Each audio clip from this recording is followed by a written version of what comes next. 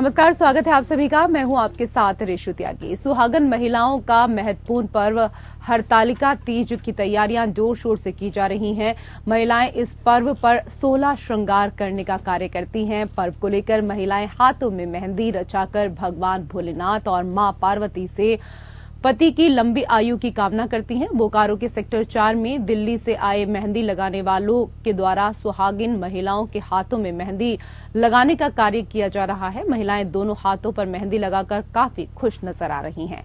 महिलाओं का कहना है कि ये पर्व सुहागन के लिए काफी महत्वपूर्ण होता है। जिस तरह माता पार्वती 16 श्रृंगार कर भगवान भोलेनाथ की लंबी आयु की कामना करने का काम करती थी, उसी तरीके से हम लोग भी अपने पति की लंबी आयु के लिए इस पर्व को मनाने का कार्य कर रहे हैं। वहीं दिल्ली से मेहंदी लगाने आए विनोद का कहना है कि इस त्योहार का प्रचलन दिल्ली में ज्यादा नहीं है, जिस कारण इस पर्व में ये लोग अपनी पूरी टीम के साथ बोकारो आए हैं और बोकारो आकर इनको काफी अच्छा महसूस हो रहा है। इसके दिन सभी औरतें, इसका हमारे हिंदू समाज में बहुत महत्वपूर्ण है। इस दिन हम लोग साल भर से इसकी तैयारी करते हैं, क्या क्या तीज में पहनना है, कैसे तैयार होना है, एवरीथिंग लाइक कंपटीशन। और किसकी मेहंदी सबसे अच्छी होगी, किसकी साड़ी सबसे अच्छी होगी, कौन सी ज्वेलरी पहननी है, तो ये साल भर से एक्साइटमेंट होती है। हमारे कल्चर में ये बहुत ही इम्पोर्टेंट पर्व माना जाता है, जिसमें सारी सुहागिन औरतें अपने हस्बैंड के लिए व्रत रखती हैं। इसमें मेहंदी से लेके फिर तरह तरह के पकवान भी बनाए जाते हैं इसमें, और बहुत ही इम्पोर्टेंट है हमारे लिए। मतलब we can do anything.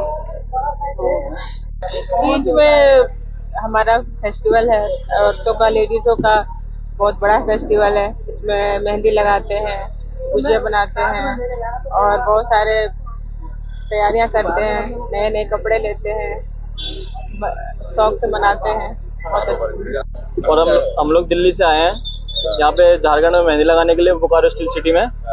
Delhi में इतना काम नहीं होता है इस त्योहार पे, इसलिए यहाँ पर आए हम लोग काम करने के लिए। यहाँ पे बहुत अच्छा लगा, कस्टमर भी बहुत अच्छे हैं, लेकिन थोड़े पैसे कम देते हैं, लेकिन बहुत बढ़िया अच्छे तरीके से बोलते हैं। व्यवहार भी बहुत अच्छा है उनका। और उधर बोकारो में चास अनुमंडल पदाधिकारी के न्यायालय से पारित किए गए आदेश के बाद एक दुकान को खाली कराया गया। सेक्टर 4 स्थित साड़ी संगम दुकान को पुलिस बल की मौजूदगी में खाली कराया गया। दरअसल मकान मालिक और किराएदार के बीच अनुमंडल न्यायालय में किराए को लेकर पिछले कई वर्षों से विवाद चल रहा था, जिस पर अनुमंडल न्यायालय ने दुकान को खाली करने का आदेश दिया। इसके बाद साड़ी संगम के मालिक अजय अग्रवाल ने जिला दंडाधिकारी के न्यायालय में आदेश को चुनौती दी, जिसे खारिज कर दिया गया।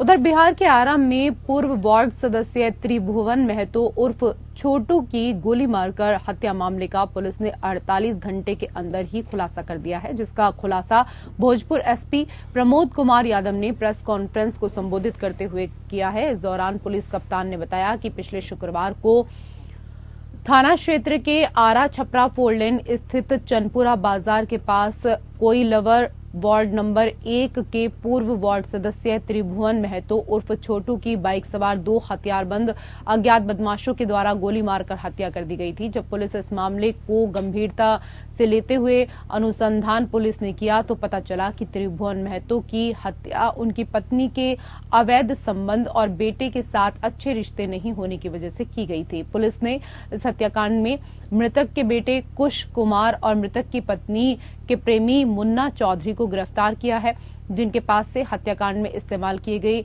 बाइक और मोबाइल फोन भी बरामद कर लिया गया है। साथ ही 2 शूटर जिन्होंने गोलीबारी की घटना को अंजाम दिया था, उनको भी गिरफ्तार करने के लिए पुलिस लगातार छापेमारी कर रही है। देखिए, उनकी मृतक की पत्नी का अभी तक अवैध संबंध था। हम लोग उस कड़ी के जो है पूछताछ कर रहे हैं और उसमें एविडेंस कलेक्ट कर रहे हैं। अगर जैसे ही उनकी इसमें संलिप्तता की पुष्टि हो जाएगी, उनके खिलाफ भी विधि संगत कार्रवाई करते हुए उनको गिरफ्तार किया जाएगा। सुपारी किलिंग की बात कर रही थी।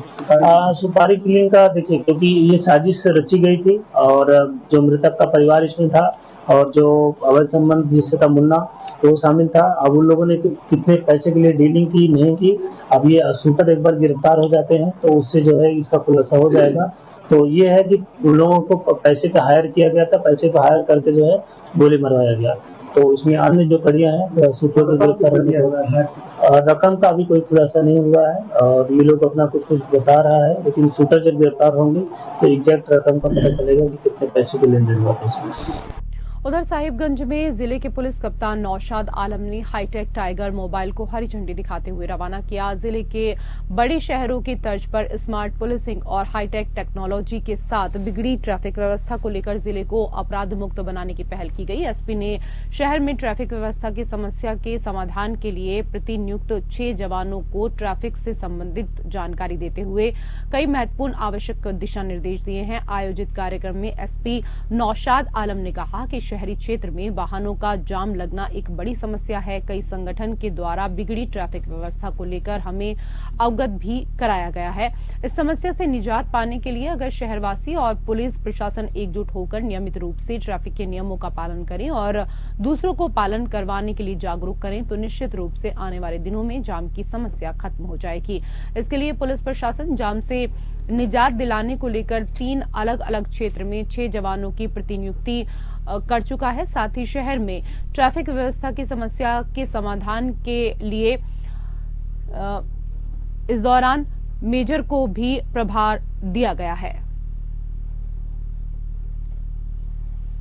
इसी निदान के लिए तो करे, अब तो कल से शुरू हो रहा है, इसको अमली जामा पहनाने का हमने काम कल से शुरू कर दिया। अब इफेक्ट देखेंगे कि कहाँ कितना कंट्रोल हो पाया और कहाँ हमको संसाधन की बढ़ाना पड़ेगा। ठीक है, तो और ज़रूरत पड़ेगा तो हम मैन पावर का सृजन कर रहे हैं। जहाँ जहाँ हमारे पास अननेसेसरी लोग हैं ड्यूटी में लगे हुए हैं, वहाँ उतना काम नहीं, वहाँ से निकाल के इसमें लगा देंगे। ठीक है, बढ़ेगा और लोग सजग भी होना शुरू हो जाएंगे तो फिर उसी हिसाब से चलना शुरू होंगे तो और भी भीड़ होगा। मैंने आपके माध्यम से कहा ना कि जो भी गाड़ियाँ 4 व्हीलर लोग अपने घर के सामने लगा देते हैं, बाइक लगा देते हैं दुकान के सामने जगह है फिर भी जो है सो ये तंत्र व्यवस्थित ढंग से नहीं, व्यवस्थित ढंग से लोग लगाना शुरू करें। दूसरे का भी क्या अधिकार है, चलना सही है, लेकिन कर्तव्य है कि गाड़ी को सही जगह पर आप लगावें। उधर किशनगंज जिले के कोचा धामन प्रखंड स्थित अलता कारकुन लाल हाई स्कूल परिसर में लगभग 60 लाख की लागत से बन रहे विद्यालय भवन निर्माण कार्य में स्थानीय ग्रामीणों ने भ्रष्टाचार का आरोप इस दौरान लगाया। ग्रामीणों ने खराब सामग्री की वजह से निर्माण के दौरान ही छत का बीम धंस जाने सहित कई शिकायत की हैं। ग्रामीणों ने कार्यस्थल पर कोई बोर्ड नहीं रहने और सभी घटिया मटेरियल को दिखाकर शिकायत की और कहा कि इंजीनियर से बात करने पर वो अपने पटना में होने की उसने बात कही है और बिना किसी ठेकेदार सिर्फ लेबर से कार्य कराया जा रहा है। वहीं मामले पर स्कूल के प्रधानाध्यापक ने अनियमितता की बात खुद कबूल की है और खुद इंजीनियर से शिकायत की बात कही, लेकिन इंजीनियर द्वारा कोई सुनवाई नहीं की गई।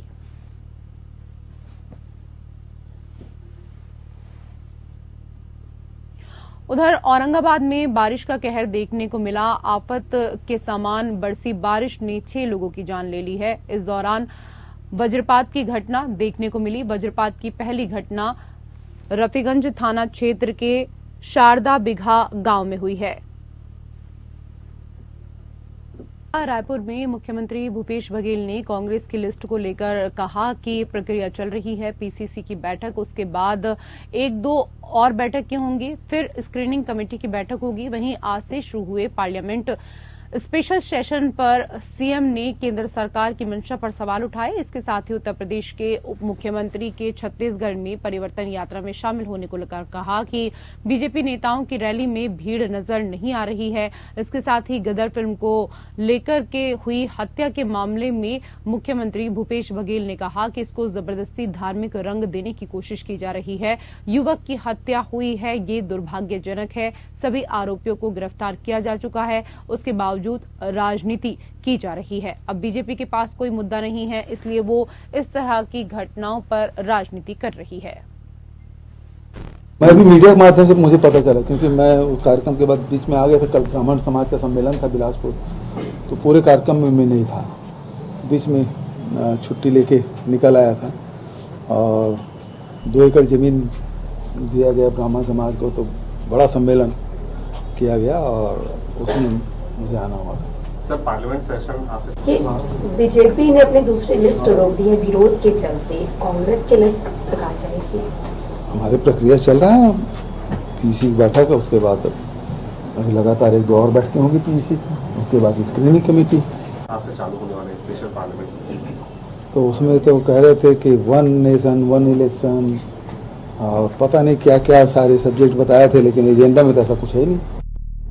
उधर भारतीय जनता पार्टी के प्रदेश महामंत्री ओपी चौधरी ने भूपेश सरकार पर जमकर हमला बोला है। इस दौरान उन्होंने कहा कि छत्तीसगढ़ में कांग्रेस सरकार की चला चली बेला है। कांग्रेस के नेता अर्श से लेकर फर्श तक पैसा समेटने में लगे हुए हैं। मुख्यमंत्री भूपेश बघेल ही नहीं, कांग्रेस के मंत्री और विधायक अपना आपा खोकर बयानबाजी कर रहे हैं। छत्तीसगढ़ को कांग्रेस सरकार ने भ्रष्टाचार का गढ़ बना दिया है। छत्तीसगढ़ को भूपेश सरकार ने कांग्रेस के शीर्ष नेताओं के लिए एटीएम बना दिया है। वहीं दूसरी ओर यहां के मंत्री और विधायक लाखों करोड़ों रुपए के घोटाले कर रहे हैं। प्रदेश महामंत्री चौधरी ने भूपेश सरकार पर माफिया राज चलाने का आरोप लगाते हुए कहा कि छत्तीसगढ़ में कोयला, चावल, धान, आउटसोर्सिंग, तेंदुपत्ता, गोठान, शराब, ऑनलाइन सट्टा माफिया को खुला संरक्षण है। छत्तीसगढ़ में करीब 20 लाख युवाओं के खाते खुलवाकर महादेव ऐप, जिसका संचालन दुबई से हो रहा है,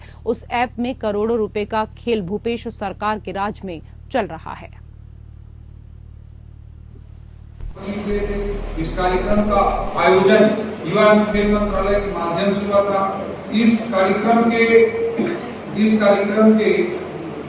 मिनट टू मिनट प्रोग्राम की प्रति भी मैं आपके सामने प्रस्तुत कर रहा हूं, जो G20 के यूथ इंगेजमेंट वीक का कार्यक्रम आयोजित हुआ था नवा रायपुर के आईएम में।